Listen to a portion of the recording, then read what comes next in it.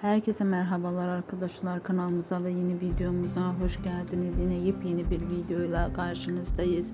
Yakışıklı oyuncu Burak Özçivit ve onun partneri Neslihan Atagül'den çok güzel fotoğraflar geldi.